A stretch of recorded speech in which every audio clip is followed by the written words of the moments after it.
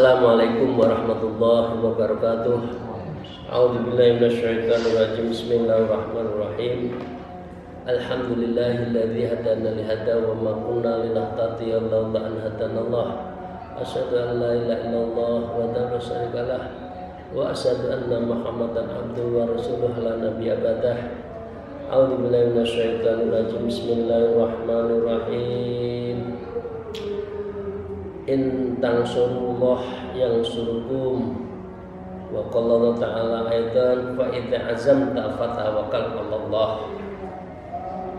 Para jamaah rahimakumullah, hari ini kita masih lanjutkan ngaji kitab tentang Minhajul Abidin yang sekarang sudah pada etape keempat, yaitu tentang etape penghalang, etape akobatul hawarid, etape yang menggoda kita dalam hal kita menghadap pada Allah, menuju Allah. Yang pertama diketahui adalah penggodanya itu urusan rezeki. Nah, urusan rezeki kemarin ada hubungannya dengan iman dan tawakal. Innamal yaslamul iman lil mutawakkil. Sesungguhnya iman itu menyelamatkan bagi orang-orang yang tawakal. Orang yang tawakal adalah mereka yang beriman dan seterusnya. Bapak sekalian, mari kita lanjutkan. Wa qala al-mu'allif fi hadzal kitab wa bima bi ulumiyya fid darain amin ya rabbal alamin. A'udzubillahi minasyaitonir rajim. Bismillahirrahmanirrahim. Fa in qulta fa akhbirna ma haqiqatut tawakkal wa hukmuhu. Wahai Imam Ghazali, kira-kira gitu, salah satu dari muridnya, bila mengatakan fa akhbirna, maka beritahu kami, beri penjelasan kami, ma haqiqat tawakal, apa sesungguhnya pengertian tawakal itu, wa hukmuhu, dan hukumnya bertawakal itu seperti apa, wa ma yazamu abdun minhu min amri rezeki, dan apakah seseorang hamba wajib bertawakal min amri rezeki, tentang urusan rezeki. Nah, Imam Ghazali menjawab, fa'lam, ketahuilah, annahu innama yatabayyanu laka hadza fi arba'atin fusulin. Untuk mengerti tentang tawakal, sesungguhnya engkau harus tahu, fatabayyana, maka harus terjelaskan laka kepada kamu, hadza, artinya tawakal itu fi arba'ati fusul, dibagi 4 hal.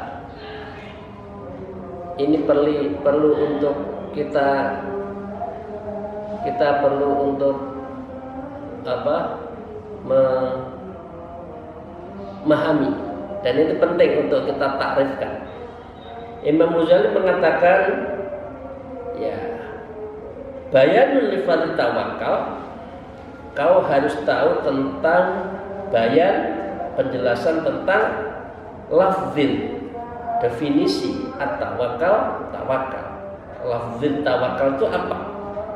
Wa ma'udhihi, dan juga tentang objeknya tawakal itu apa? Wa khaddihi, definisi umumnya. Wa hisnihi, dan tentang cara membentenginya agar kita bisa tawakal itu seperti apa. Tadi Imam Ghazali sangat elaboratif, mengelaborasi tentang tawakal. Maka dengan demikian, fa ammal lafzu, pengertian lafaz dari tawakal, fa innama huwa tawakkulun fa'ulun minal wakalati. Ini secara lafzin, bahwa tawakal itu adalah tafa'ulun, mengikuti wazan tafa'ulun, ya. Minal wakalah, yang masdarnya itu adalah wikalah atau perwakilan. Jadi dengan demikian beliau mengatakan secara lafaz fa inna ma huwa tawakkulun tafa'ulun minal wakalah. Minal wakalatin. Ini pengertian lafaznya. Elaborasinya begini. Fal mutawakkilu ala ahadin wa alladhi yattakhidhu bi manzilatil wakil. Orang yang bertawakal terhadap seseorang berarti dia memposisikan orang lain itu adalah kedudukan wakil. Jadi apa yang ada dalam diri kita, kita wakilkan kepada orang yang kita percaya. Karena itu wakil ra'iyah, wakil rakyat itu sebetulnya adalah muwakalah.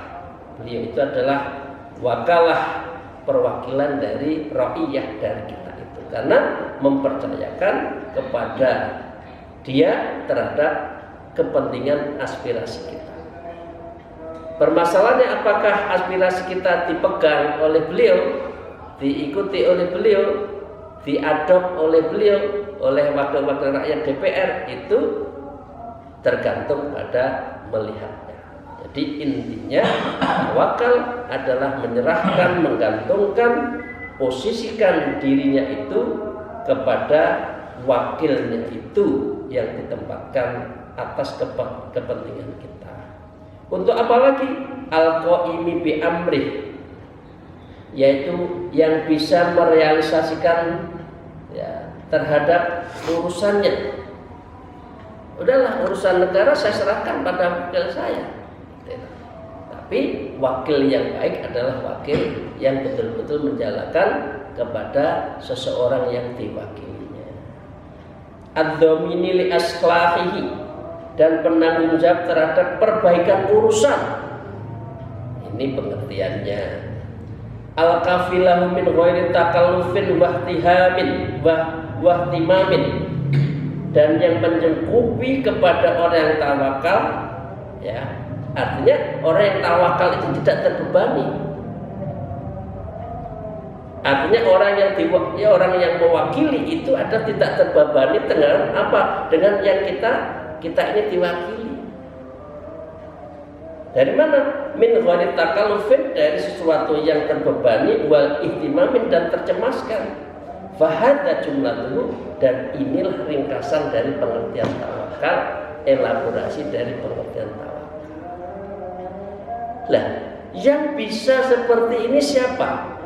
Manusia atau Allah? Allah tidak terbebani kok, tidak tercemaskan kok dengan memberikan rezeki kepada kita. Coba manusia, pasti transaksional. Mau jadi wakil rakyat membeli dulu. Wakil rakyat membuat kebijakan yang belum tentu sesuai dengan yang diwakili, itu manusia. Tapi kalau Allah tidak, Ar-Rahman itu adalah Allah memberi rezeki kepada siapa saja yang ada di muka bumi, diberi rezeki. Dan Allah tidak terbebani, dan Allah juga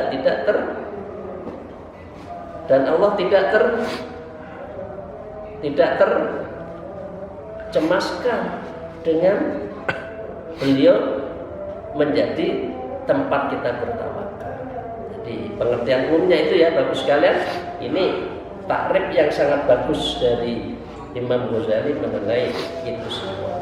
Nah, itu yang pertama, yaitu tentang takrib sudah kita bahas.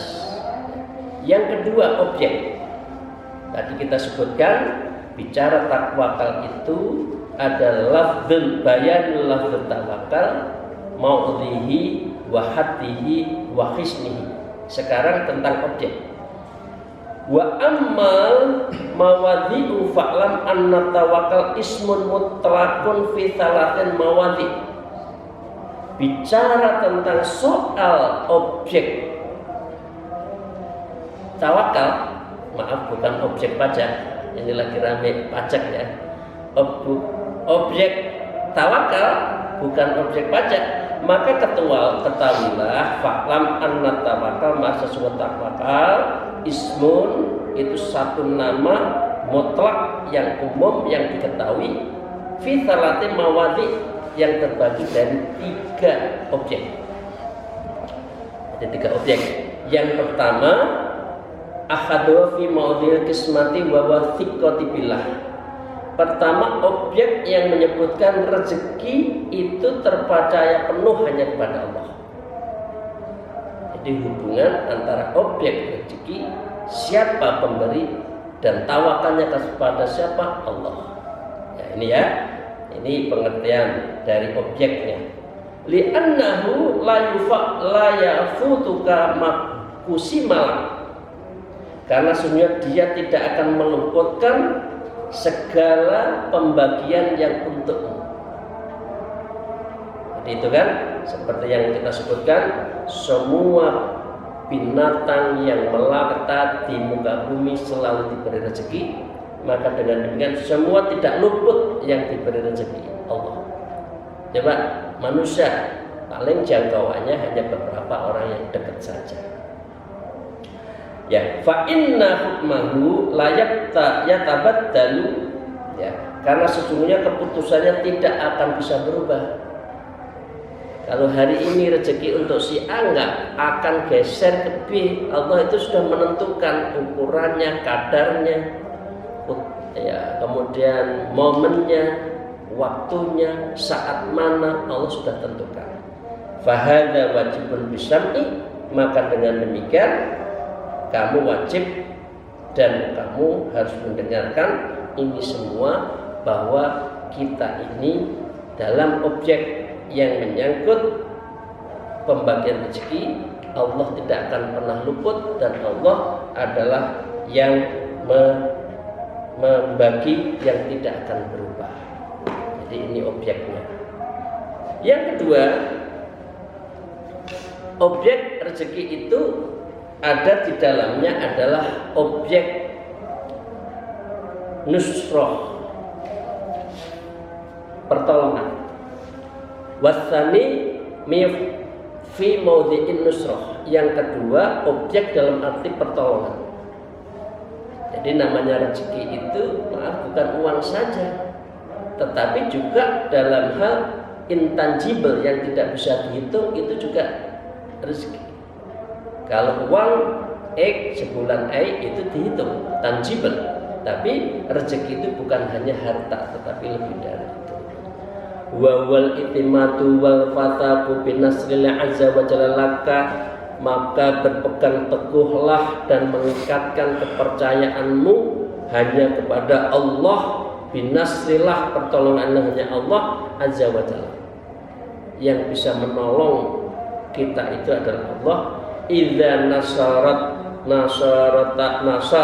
nasartahu wajahatta, apabila engkau telah menolongnya, ya, artinya kita menjalankan semua perintah-perintah Allah.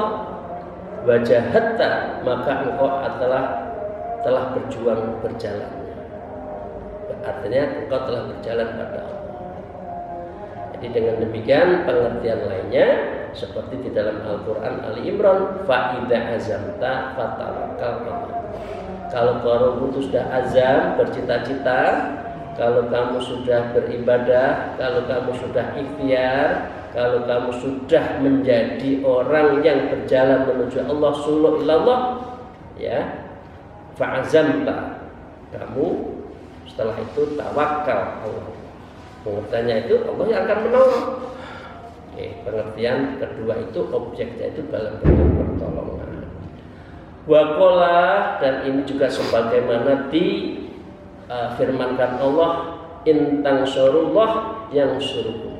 Apabila engkau menjalankan, menolong, menguri-nguri agama Allah, niscaya Allah akan menolongmu. Ini pengertian objek yang kedua. Wa kana haqqan alaina nasrul mu'minin, dan sungguh Allah akan menolong kepada orang-orang yang beriman.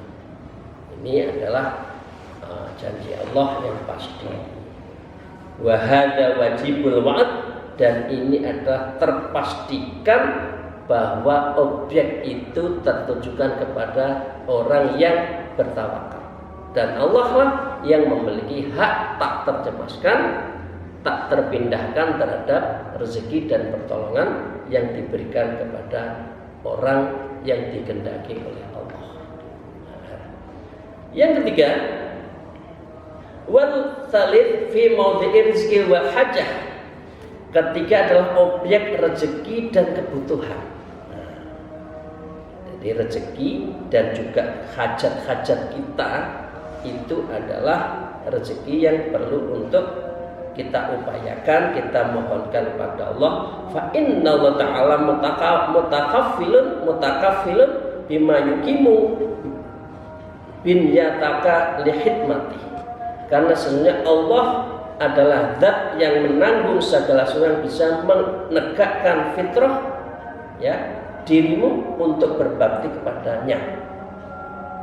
Jadi Bapak Ibu sekalian, apa sih yang diperintahkan Allah? Ibadah. Allah memberi rezeki, memberi kekuatan, memberikan makanan untuk apa? Ibadah. Nah, jadi dengan demikian objek rezeki dan kebutuhan itu tiada lain adalah untuk ibadah. Itu wa ma khalaqul jinna wal insa illa liya'budun. Allah menciptakan manusia pasti memberikan makan. Karena memberikan makan, maka Anda harus kembali kepada maqasidnya, tujuannya yang tiada lain adalah lil hikmah, untuk beribadah kepada Allah, berbakti. Fatamakkana bihi min ibadatihi, maka membuat dirimu bisa leluasa, sebab kebutuhan kita sebagai orang hidup dikasih rezeki min ibadihi, untuk beribadah kepada Allah. Tapi seringkali orang lupa, dikasih rezeki, dikasih makan, dikasih memenuhi kebutuhan hidupnya, lupa pada Allah, sehingga dia melupakan apa? Melupakan ibadah-ibadahnya itu. Wadzalika qauluhu ta'ala, hal itu seperti halnya firman Allah, wa may yatawakkal 'alallahi fa huwa hasbuh. Dan barang siapa yang bertawakal kepada Allah, niscaya Allah akan mencukupinya. Nah, ya, Bapak sekalian. Nah, dengan demikian kita sudah bicara tentang 3 objek. Objek pertama adalah rezeki, pembagian rezekinya. Objek pembagian rezekinya. Yang kedua, pertolongan secara umum. Yang ketiga adalah rezeki dan kebutuhan pokok manusia. Dan ini sebagaimana yang disabdakan Rasulullah sallallahu alaihi wasallam, "Lau tawakkaltum 'ala Allahi haqqa tawakkalihi la razaqakum." Apabila kalian bertawakal kepada Allah, niscaya kalau tawakal itu sebenar-benarnya tawakal, haqqa tawakkulihi la razaqakum, maka Allah akan memberi rezeki kepada. Kama yarzuqut tayru tadun kama khammasan wa taruhu bitona. Seperti halnya Allah memberi kita burung pagi berangkat lapar, wataruhu bitonan, dan sorenya pulang ke kandangnya dalam keadaan apa? Kenyang. Burung saja tidak sibuk, burung saja ikhlas menjalani. Manusia diberi lebih dari burung rezeki itu masih posisinya protes dengan Allah. Karena itu orang seperti ini tidak tawakal. Nah, fahada fardul lazimun lil abdi bidalil aqli wasyar'i jami'an. Memahami tawakal seperti ini berarti apa? Bidalil akal, masuk akal, wasyar'i jami'an, dan juga terbukti secara syariat. Itu ya Bapak sekalian ya. Jadi tawakal itu ada unsur namanya dalilul akal. ada kausalitasnya. Kalau orang ikhtiar, insya Allah sukses. Kalau tidak, tidak. Manjada wajada, kalau sungguh-sungguh akan jadi. Tapi kalau tidak pernah ikhtiar, ya sudah. Kecuali memang orang itu kekasih Allah. Makomnya makom tajrid, di tempat gunung pun masih akan diberi rezeki. Tapi orang seperti kita pada umumnya harus apa? Harus dalam makom asbab, yaitu berikhtiar. Wa hadza wal asyhuru wal ablahu minhu, dan inilah pendapat yang populer dan yang sangat mengena minhu dari pengertian tawakal. Aqnit tawakal fi mawdhi'ir rizqi wa huwa maqsudu min hadzal fasli. Artinya tawakal itu ada hubungannya dengan rezeki, dan hal ini adalah tujuan dari pembahasan pada bab ini. Jadi memang kalau sudah tawakal, urusannya rezeki. Rezeki bukan hanya uang, tapi pertolongan Allah juga menyangkut terhadap kebutuhan-kebutuhan permintaan kita.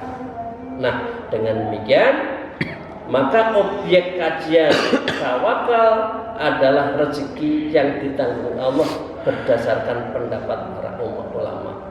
Wa warizqul madmuna fima qalahul ulama billah. Biasanya kalau sudah bicara tawakal itu urusan rezeki, dan itu sebagian ulama membicarakan seperti itu.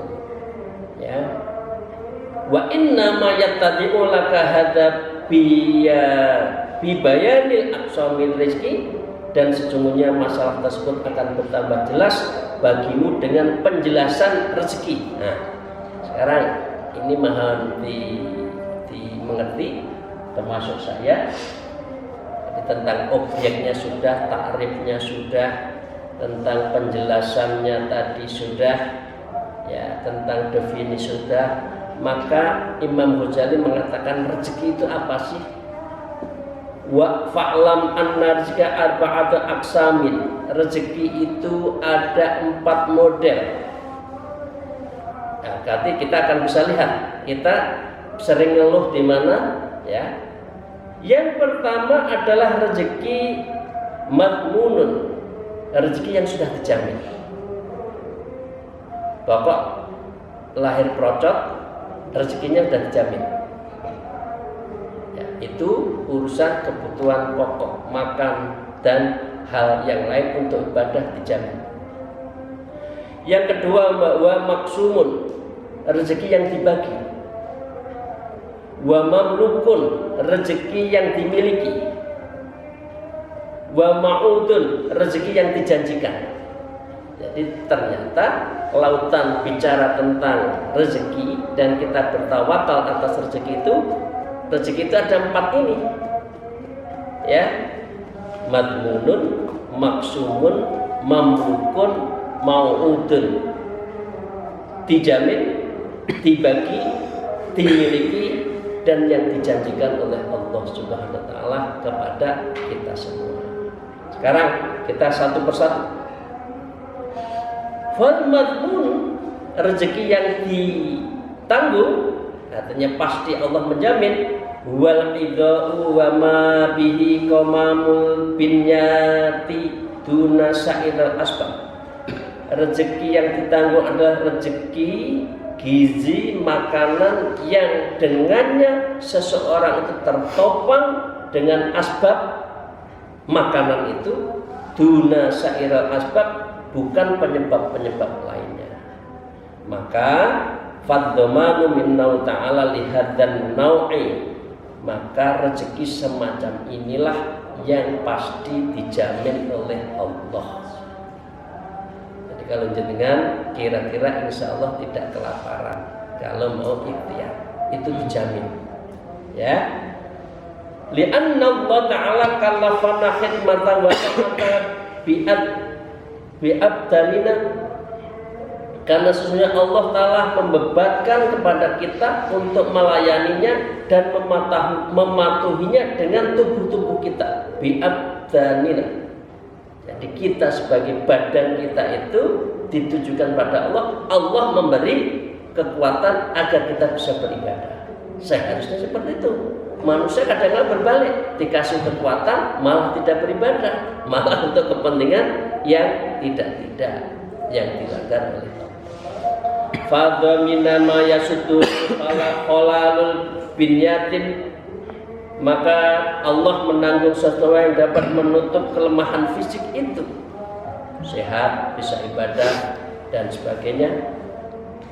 Linakuma bima kalfana, agar kita dapat melaksanakan apa yang telah dibebankan kepada kita, yang tiada lain adalah untuk beribadah kepada Allah Subhanahu wa taala. Itu Bapak Ibu sekalian yang saya hormati, sebetulnya ada hal yang lain, tapi akan kita bahas besok. Pembagian ini kan tadi pengertian dari syariat dan tawakal. Jadi ini adalah bidalil aqlil wa syar'i jami'an, secara syariat benar, secara akal benar, logika itu masuk. Nah, besok ada satu pendapat yang agak mu'tazilah, yang tidak boleh diikuti, karena itu tidak boleh kita ikutin pendapat seperti ini. Misalkan apa? Misalnya adalah akhadu anna sayyidun wa nahnu abid, sesungguhnya Allah itu tuan dan kita adalah budak.